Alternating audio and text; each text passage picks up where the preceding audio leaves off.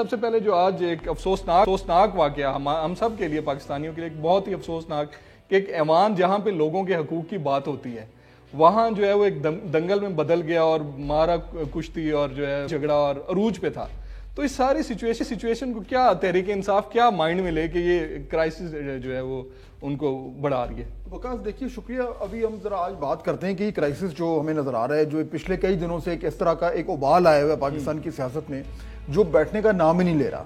اب اس میں جو بڑا سوال ہے جس پہ میں چاہوں گا کہ آج ہم گفتگو کریں وہ یہ ہے کہ کیا یہ ابال جو ہے یہ خود بخود اتنا زیادہ ہو گیا ہے، یا یہ کہ اس کو اس طریقے سے ہوا دی جا رہی ہے، اٹھایا جا رہا ہے، کیا جلدی پہ تیل پھینکا جا رہا ہے. یہ بہت بڑے میرے خیال میں سوالات ہیں، کیونکہ ان کی وجہ سے اس وقت آج جہاں پہ ہماری سیاست کھڑی ہے، آپ دیکھیے آج جو کچھ ہوا جس کا بھی آپ نے ذکر کیا اپنے ابتدائیے میں، پاکستان میں آج اگر آپ سوشل میڈیا کو دیکھیں، اگر آپ دیگر لوگوں سے بات کریں، ہر شخص پریشان ہے. وہ کہہ رہے ہیں ہمارا ملک کہاں جا رہا ہے، یہ کیا ہو رہا ہے، کیا ایسا تو نہیں کہ پورا کا پورا نظام جو ہے یہ دھڑام سے نیچے گرنے والا ہے، کہیں ایسا تو نہیں کہ اس ملک میں ایک بار پھر جو ہے وہ مارشل لاء لگنے جا رہا ہے. یہ بالکل جمہوریت جو ہے اس کی چھتری کے تلے بالکل ایک طریقے سے انارکی ہے.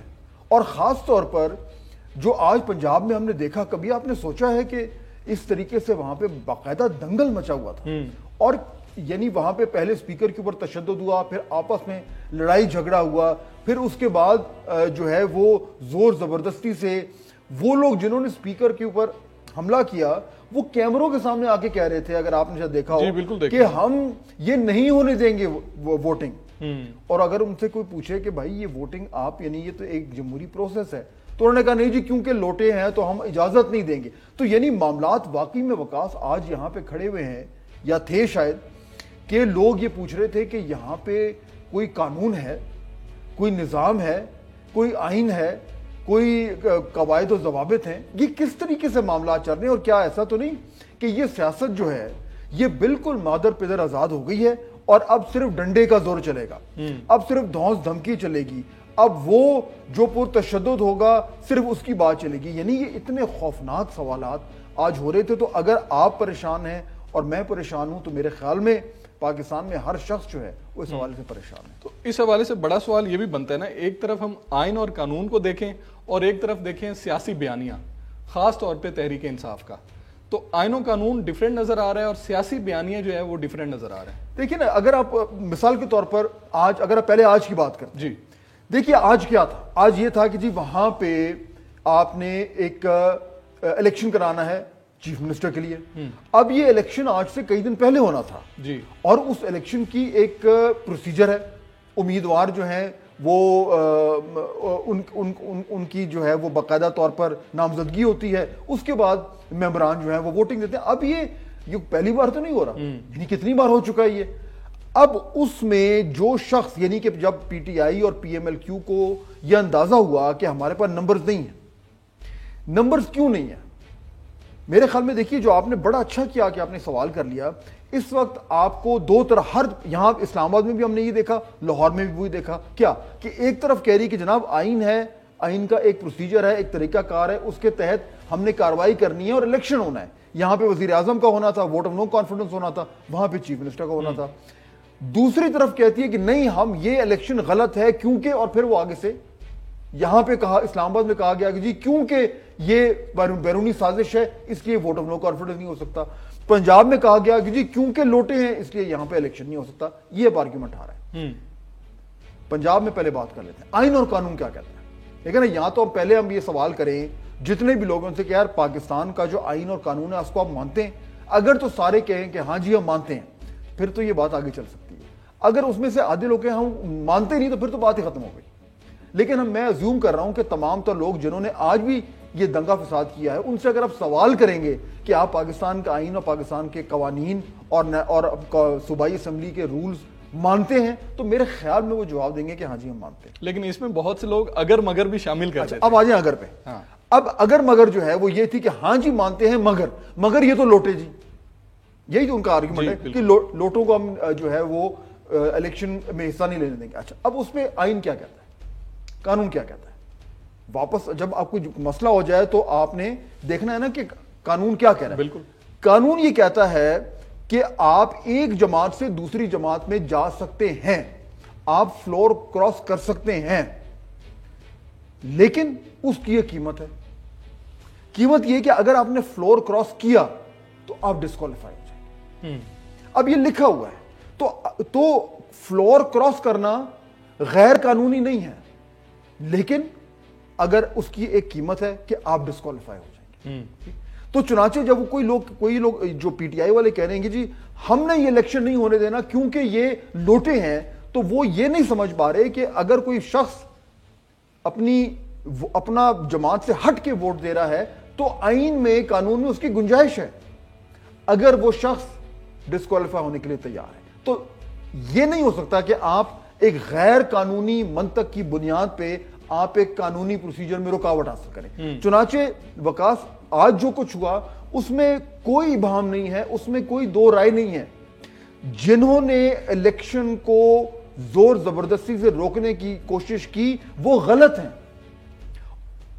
اس میں کوئی اگر مگر نہیں. قانونی طور پر صحیح ہے, سیاسی طور پر تو وہ کر رہے ہیں, لیکن یہ ہمارے لوگوں کو یہ جو معلوم ہونا چاہیے. دیکھیں نا, الٹیمیٹلی ہم سب ایک ریاست کے شہری ہیں اور ہم پہ فرض ہے کہ ہم نے قانون کی پاسداری کرنی ہے. تو میں تو صرف اس لیے کہہ رہا ہوں کیونکہ وہ ہمارے فیلو سٹیزنز جو ہمیں سن رہے ہیں, جن کی وفاداریاں یا جو ان کی سیاسی وابستگیاں ہیں وہ جو مرضی ہو, ان کو یہ ذہن میں رکھنا چاہیے کہ آپ ایک قانونی پروسیجر جو کہ الیکشن ہے اس کو نہیں روک سکتے. یہ غلط ہے.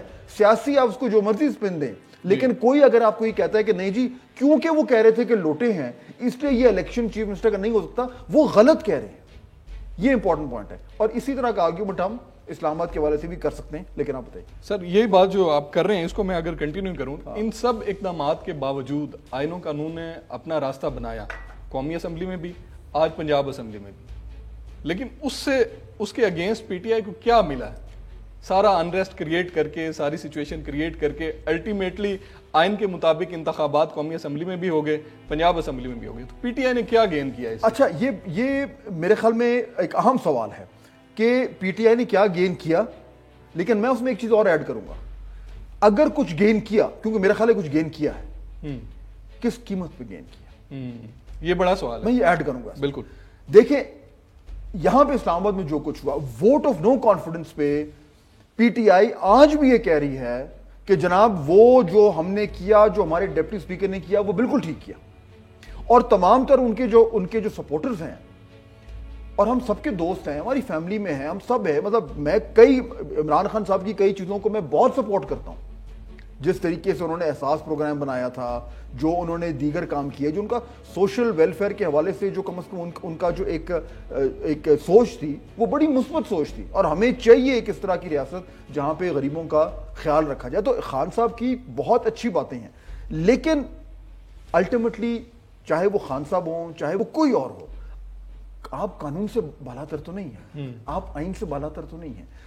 ووٹ آف نو کانفیڈنس کو جس بنیاد پر انہوں نے ریجیکٹ کیا تھا وہ غیر آئینی تھا. جب باقی لوگ کہتے رہے تو وہ ان کو گالیاں دیتے رہے کہ جی آپ غدار ہیں. پھر پاکستان کی سب سے بڑی عدالت نے بھی وہی بات کی کہ یہ آئین کی خلاف ورزی ہے, اس لیے انہوں نے ریورٹ کیا. اچھا, کیا آج کے دن سپریم کورٹ نے یہ کہہ دیا کہ آپ نے آئین توڑا ہے؟ یہی کہا تھا. بالکل. آج تک کیا وہ مانتے ہیں کہ انہوں نے آئین توڑا تھا؟ اس دن وہ جلسے میں کہہ رہے تھے کہ رات کو عدالتیں لگی تھی. کیوں لگی تھی؟ میں نے کیا جرم کیا تھا؟ بالکل, مطلب ان کی نظر میں ابھی تک کوئی جرم نہیں ہے. عدالتی فیصلہ سامنے رکھ لیں, آئین توڑنا جرم نہیں ہے. تو پرابلم اصل میں پاکستان میں جو اس ٹائم جو سب سے جو میرے خیال میں تشویشناک بات ہے کہ جب آپ ایک غلط چیز کو غلط مانے نا, آپ نے آئین شکنی کی, میں اور آپ کہیں تو پھر بھی کوئی کہے جی آپ کہہ رہے ہیں تو آپ کی بات میں تو وزن نہیں ہے, لیکن آپ کا سب سے بڑی عدالت جو فائنل کورٹ ہے, اس کے بعد اور کوئی عدالت نہیں, اس کے بعد تو پھر اللہ تعالیٰ کی عدالت ہے, وہ یہ کہہ رہی ہے کہ آپ نے آئین شکنی کی. اور نہ صرف یہ وہ کہہ رہی ہے, اس عدالت نے اس آئین شکنی کو اسٹیبلش کیا اور اس کی بنیاد پہ جو آپ نے اقدامات کیے تھے ان کو ریورس کیا. لیکن آپ آج بھی وہ ماننے کو تیار نہیں ہے, آپ سپریم کورٹ کا ججمنٹ ماننے کو تیار نہیں. مان تو لیا آپ نے, آپ کے پاس کوئی اور چارہ نہیں تھا, وہ بھی آپ کا دور رکھتا شاید آپ نہ مانتے. اور ماننے کے بعد بھی جو آپ نے دیکھا ہے صبح 10 بجے سیشن شروع ہوا ہے, 12 بجے تک کس طرح سے چلتا رہا.